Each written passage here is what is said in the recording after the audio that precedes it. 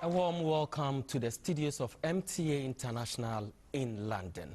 On Contemplation this week, we look at the charging of interest on loans. Is it viable? While some believe it has crippled a lot of businesses, others think it is the best alternative for sustaining most capitalist economies. You will find the answers, especially from the religious perspective, from our guests in the studio. But before that, let me give you a short intro about lending. It has been said that the capitalist economic system cannot be sustained without the charging of interest on loans. Ironically, the cyclical occurrences of financial meltdowns that the capitalist system witnesses are also attributed to the huge interest which borrowers are unable to pay. Interest payment has been the bane of individuals, businesses and countries who have borrowed from moneylenders and banks. With me in the studio to help in analyzing the subject are two gentlemen. They are Alhaji Molvi Yusuf Yosin, who is Naib Amir 1 of the Ahmadiyya Muslim Mission Ghana. And then Ahmed Anderson is the General Secretary of the Ahmadiyya Muslim Mission. You're welcome, sir. Let me begin with you, Mr. Anderson. What is interest? Thank you very much. Interest, from the ordinary point of view, is a price charged for the use of other people's money, or if you like, for the use of a capital. And other circles, we say it is what is over and above the principal amount that is lent to a borrower. Usually is calculated as a percentage of the principal amount that is granted. Could be 10, 15, 20, 30, whatever is the prevailing rate at which money is lent. So it is the price you pay for using money, but that money is not yours. You stand in need, and so either a bank or an individual or any organization that has been licensed to do it grant you the capital to do your business, and for use of that capital you pay a price, and that price is what is described as interest. You pay a price, and most times this price is high. But let's look at it from the religious perspective, Naib Amir. Is it a sin to charge interest? Yes, it is a sin to charge interest, and to interest you to know that apart from the Quran prohibiting the charge of interest on money lent, the Prophet Muhammad ﷺ has said that whoever gives interest, whoever takes interest, whoever facilitates, witnesses, and gets the contract signed, they are all equally culpable in the sight of Allah. So to take interest or give interest is a sin. Let's look at this situation. If I come to, or I go to the borrower does not chase me with the money, but I need it, I go to him. It is money, and to the borrower, money looks for money. Why should it be a sin? Why should I be held culpable for helping someone? The person needs my money. Yes. If we may refer to the verse of the Holy Quran, Allah tells us in chapter 2, the verse 276, that do not devour interest, because the one who grants interest, or who consumes interest, who takes interest on money lent, doesn't prosper, doesn't rise, but like one who has been smitten by Satan with insanity. And that is to say, when the one lending the money capitalizes on the situation of the borrower and delights in getting his interest at the expense of the one who is miserable and poor in society, for which he has come to him, he has no human heart for him. He only goes after the interest that he's accruing on the loan, and he delights in that. And this is how, of course, his business as a moneylender thrives. God has equated it to a person who delights in seeing a brother in desperation, a brother downtrodden, being in a position that, so to speak, he has put a noose, on his neck, killing himself because he can't make ends meet. If you don't have that heart to have mercy on such a person, and you only enjoy in your interest, God and the prophet are saying that you are like an innocent person who has no sympathy for humankind. This is serious. You were talking about, the fact that according to the books, according to the Quran, the one who lends money and takes interest does not prosper. No, are we talking of spiritual prosperity? Because we have instances where people have used, the proceeds from interest to build houses, to help the poor, and so on and so forth. So what kind of prosperity are we talking about? Yes, it is prosperity in the sense that spiritually, this person is not God-fearing. He doesn't have sympathy on the less fortunate people. So that is one. Spiritually, he won't prosper. Secondly, lending interest disrupts the economic system of a people in the sense that very few people have the means of getting the money to do what they want. A few, of course, have the means to lend the money as money lenders or those who give this on interest. But the majority are those who suffer. And so if the majority of the society, of the people are suffering, it doesn't make economic sense for a country to thrive or to prosper. Right. Mr. Anderson, let me come to you. Let's come home. The banks are, borrowing themselves from other institutions internationally, and they pay something for it. They lend to individuals. They lend to workers in the formal and informal sectors, and they charge something for that. And then their objective is to propel businesses to grow, so that those who come for these monies can, utilize the monies efficiently. And you pay something small so that the banks can thrive. Because there are instances where people take these monies and don't come back. They don't pay. So to the banks, the interest charged is a form of security. And then we are told it's a sin. Yes, you see, when you were talking, you talked about the fact that people take the money and sometimes, or even most often, they don't pay. Why don't they pay? They are unable to pay because of this interest element. Banks are thriving on interest to the extent that some individuals have even made it their sole business. You're talking about Ghana, where even today the microfinance institutions are cropping up everywhere. And if you look at the rate that they are charging for interest, it's about 2-3 times what prevails at the bank. The reason for charging that high interest is that the rate of repayment or recovery, if you like, is so low. So the question we need to ask is that why is the recovery rate so low? People are suffering because, you see, look at the economy today. Whatever money you take from the bank, if you are to pay 40%, 50% interest on it, what is it that you are going to do with that money to generate enough profit to be able to defray your cost of operation in business, and then at the same time be able to pay the loan that you take from the bank?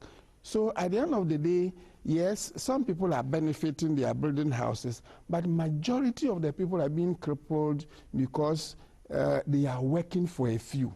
So it is the larger society suffers there's no gain for anybody. Well, that's interesting, but we haven't exhausted that particular point you were making, so I will come back to you on that. Right?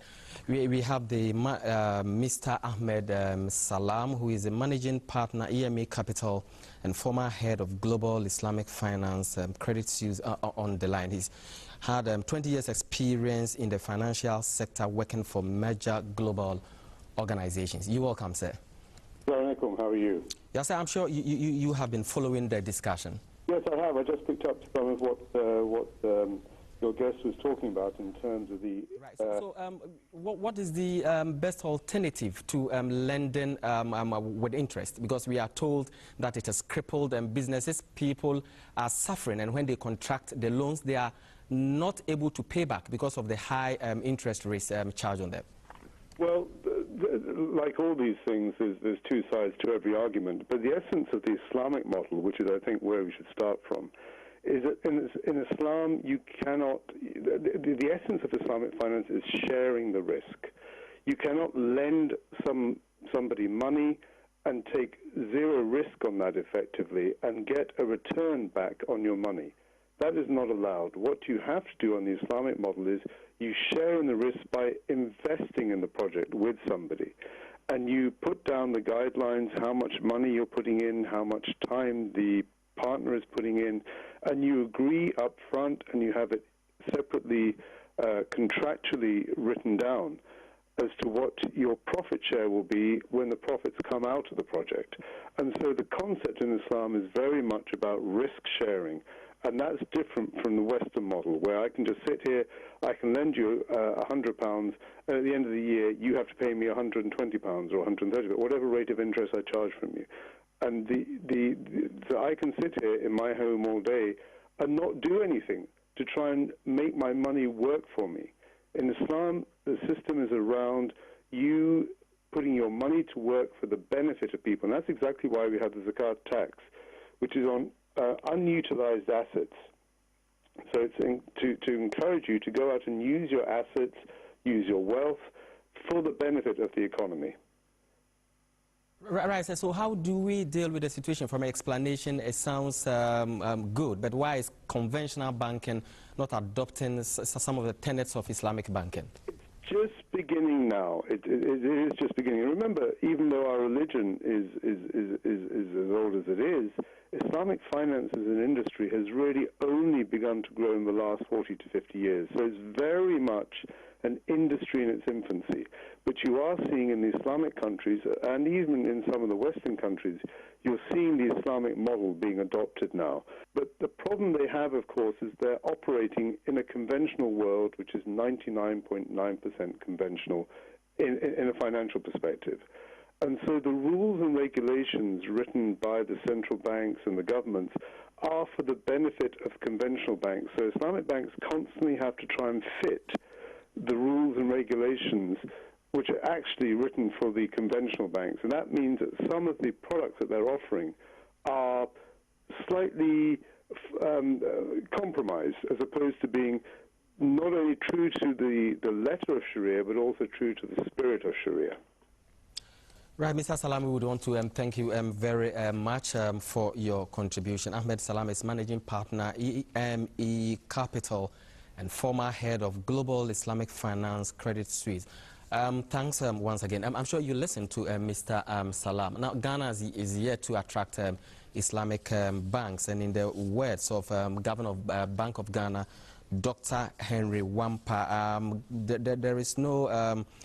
the country is yet to receive any application for the establishment of Islamic banks. Are you sure it will work in Ghana? Why not? It can work, and it should work if we are prepared, to open our doors for institutions like that. Like he said, if it is Islamic form of economic system, in this case it is profit sharing. Ghana is not an Islamic country. No, I'm saying that the system that Islam brings into the economy is profit sharing instead of taking interest. You can then imagine that if we are sharing profit, the bank that is granting the loan has interest in the job that you are doing. You see, so that it will ensure that wherever you are putting the money, at the end of the day, the money will bring some returns, so that the bank will also get some profit, for making that investment in your business. So the risk here is shared instead of risk transferred, where the borrower becomes the sole bearer, of the risk. So this is a system that can work in any economy. It doesn't matter whether it is a Muslim country or not. Remember, like when he talked about the fact that Islam prohibits interest, it is not only Islam, but Christianity as well. Because if you read the Bible, go through, I think, Exodus chapter 22, verse 25 or so. It talks about, Moses telling the people that if you lend any loan to any person who is poor, do not take interest. It is not only in Deuteronomy. You can go to Leviticus, you can go to Deuteronomy, Exodus. There are various chapters, even in the New Testament. There are a number of chapters in there which talk about the fact that we should not take interest. God knows why, what interest can do to the poor people. That is why he is admonishing that we should not take interest. But when we invest and we are taking profit, the base expands, and we are able to create investment which generate employment, and the larger society benefits from that. Naib, let me come to you. Would that be a sin in that case on the part of the one who is unable to pay? It's very unfortunate that you go in for a loan. If it's an Islamic banking loan, you go in for a loan, knowing very much what you are going to use it for, but you divert it into another venture. For instance, we have people, even some of the big contractors, they go in for a loan, and to show the society that they are somebody, they first go for a very flashy car, leaving very little percent of the money contracted for the business. And definitely, it doesn't thrive, it doesn't grow. And at the end of the day, they have to either forgo the collateral that they give, and then, or they run away, and the collateral goes to the bank, they sell it to defray whatever indebtedness they have. Or they go after them, confiscate them, put them even behind bars. So before you go in for such a loan, know very well that it is tied to interest. You must plan well, know what you are going to use it for, and should do your best to pay it back. If you default, it's your mistake. So in this instance, I think the best alternative is the Islamic banking institution that Brother Ahmed is proposing, or it has been suggested by Dr. Ahmed of that Global Institute. Right. Humorously, a friend told me that about the buying of a flashy car, which he alluded to. That gives the borrower the self-confidence, to use the money proficiently. But that's just by the way, you borrow money and then you buy a flashy car, right? Mr. Anderson, let's look at the other indicators. Could you tell us some of the effects that high lending rates is having on businesses in Ghana? Yes, I mean, high lending rate is, as we see, is the cause of many troubles in many businesses. They are unable to pay back because of the high lending rate. He was citing an example of a particular financial institution which will lend money to people to acquire property. At the end of the day, they are not able to pay back, and so the property is taken back. The result, or the reason is the high lending rate. And sometimes you cannot blame the institutions for the high lending rate because of the rate of recovery and the risks involved. In Ghana, it is all about addressing system. I mean, somebody will take a loan, will give you a house address that you can never trace. So at the end of the day, the bank, in order that it doesn't lose the money, will want to put in so much stringent measures that it will safeguard its interests.